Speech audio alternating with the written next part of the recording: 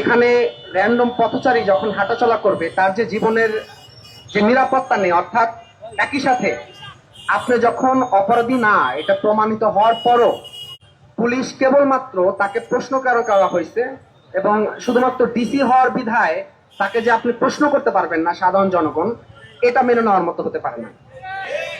আজকে ঢাকা বিশ্ববিদ্যালয়ে পড়ার কারণে কিংবা ঢাকা বিশ্ববিদ্যালয়ের মতো প্রতিষ্ঠানে পড়ার পর আমি যদি আক্রমণের শিকার হই, হয়তো এই কারণে আমি মোটামুটি আপনারা এখানে এসেছেন বা অনেকে আসছে, কিন্তু এখানে আমি বাদে যে কোনো একজন র্যান্ডম সাধারণ নাগরিক হতে পারতো, তখন কিন্তু হয়তো এই মিডিয়া কাভারেজ থেকে শুরু করে এত বড় কিছু হতো না, সবার সামনে আসতো না। আমরা দেখেছি ক্যাম্পাসে শিক্ষার্থীরা নিরাপদ নয়, ক্যাম্পাসে এই উদ্যানের ভিতরে এর আগে সাম্য হত্যাকাণ্ডের মতো ঘটনা ঘটছে, তার সুষ্ঠু কোনো তদন্ত আমরা এখনো পাইনি।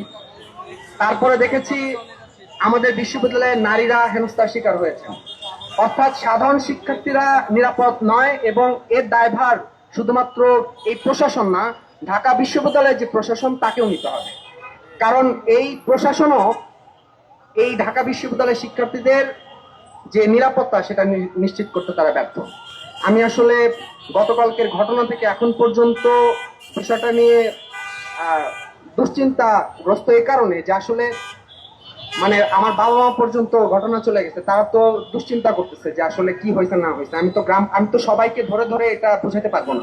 আপনাদের ধন্যবাদ এখানে আসছেন, এবং আমি বলবো যে শুধুমাত্র আজকে আমি হওয়ার কারণে না, এখানে যে কেউ হতে পারতো, ঢাকা বিশ্ববিদ্যালয়ের শিক্ষার্থী হতে পারতো কিংবা ঢাকা বিশ্ববিদ্যালয়ের বাইরে যে কোনো সাধারণ নাগরিক হতে পারতো। পুলিশের কোনো এখতিয়ার নাই যে যদি কেউ যদি অপরাধী হয়ে থাকে তাকে আইনি প্রক্রিয়ায় আপনি বিচার করতেই পারেন, কিন্তু আপনি নিরপরাধ কিছু পায় নাই এরপরে আপনাকে এইভাবে হেনস্থা করে, এবং যখন আপনি দেখতেছেন আপনার কাছে কিছু নাই এবং পুরোপুরি আপনি নিরাপদ, এরপরে কিন্তু গায়ে হাত তোলা হয়েছে। আমার মাথায় আঘাত করা হয়েছে, আমার পায়ে আঘাত করা হয়েছে, হাতে আঘাত করা হয়েছে। আমি ঢাকা মেডিকেলে আমি এটার যে চিকিৎসা সেটা আমি নিয়েছি। আপনি যদি দেখেন আমার মাথার এই পাশটাতে একটা বাড়ি দেওয়া হয়েছে। তো এই হলো পরিস্থিতি, বলার মতো আসলে কিছু ভাষা নেই। এখানে যারা উপস্থিত ছিলেন, বিশেষত ঢাকা বিশ্ববিদ্যালয়ের শিক্ষার্থীরা, সবাইকে আমি ধন্যবাদ দিয়ে শেষ করতে পারবো না।